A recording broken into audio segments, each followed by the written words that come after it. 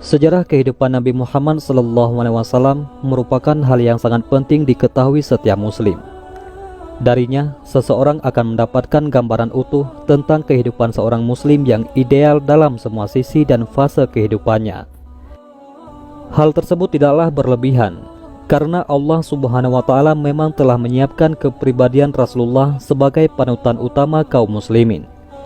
Sebagaimana firman Allah Subhanahu wa Ta'ala, "Sesungguhnya telah ada pada diri Rasulullah itu suri tauladan yang baik bagimu." Quran Surah Al-Ahzab ayat 21.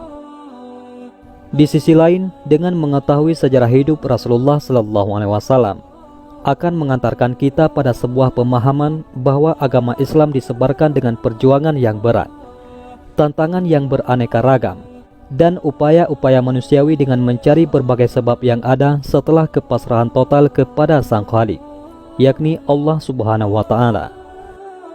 Kesimpulan berikutnya yang akan muncul dari pemahaman tersebut adalah bahwa kehidupan Rasulullah SAW bukanlah cerita fiksi atau khayalan, tetapi beliau adalah kisah nyata dengan segudang pelajaran di dalamnya, dan karenanya tidak mustahil bagi umatnya yang beriman kepadanya untuk menapaki jejak dan langkah beliau SAW. Adapun kisah kehidupan bangsa Arab sebelum kelahiran Rasulullah SAW.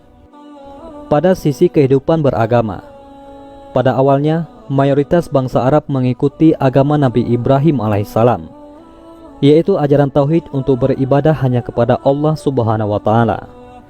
Namun setelah waktu berjalan sekian lama, mereka melalaikan hal tersebut, meskipun masih ada sisa-sisa peninggalan ajaran tauhid Nabi Ibrahim alaihissalam. Hingga kemudian di Mekah ada seorang yang bernama Amru bin Luhai dari suku Khuza'ah yang sangat dihormati dan dimuliakan kaumnya karena kedermawanan dan perilakunya yang baik. Suatu ketika, dia pergi ke Syam dan di sana melihat masyarakatnya menyembah berhala sebagai bentuk ibadah. Dia menyimpulkan bahwa itu adalah perbuatan yang sangat baik. Maka ketika kembali ke Mekah, dia membawa satu berhala yang bernama Hubal dan diletakkan di dalam Ka'bah. Lalu dia mengajak kaumnya untuk melakukan apa yang dilakukan oleh penduduk Syam. Karena pengaruh kedudukannya, maka tak lama kemudian penyembahan berhala menjadi keyakinan tersendiri penduduk Mekah pada saat itu. Dan kemudian dengan cepat menyebar ke wilayah Hijaz, yakni Mekah dan sekitarnya, hingga menyebar luas meliputi Jazirah Arab. Bahkan di sekitar Ka'bah ada ratusan berhala yang disembah. Dari sana muncullah berbagai bentuk praktek syirik, bid'ah dan khurafat di masyarakat Arab. Adapun dari sisi kehidupan sosial, kehidupan sosial masyarakat Arab berkelas dan bersuku-suku.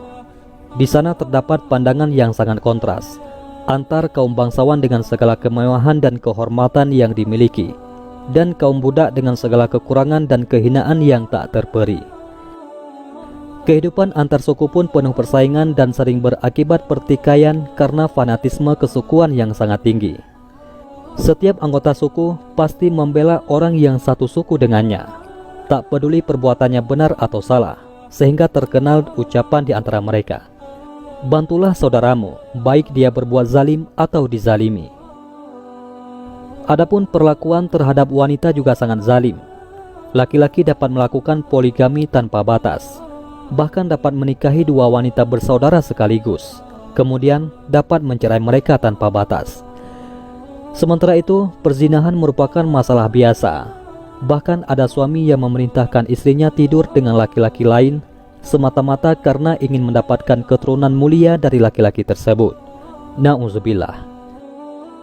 Kelahiran anak perempuan menjadi hal yang aib bagi mereka. Bahkan dikenal di sebagian mereka dengan istilah wa'dul banan, yakni mengubur anak wanita hidup-hidup.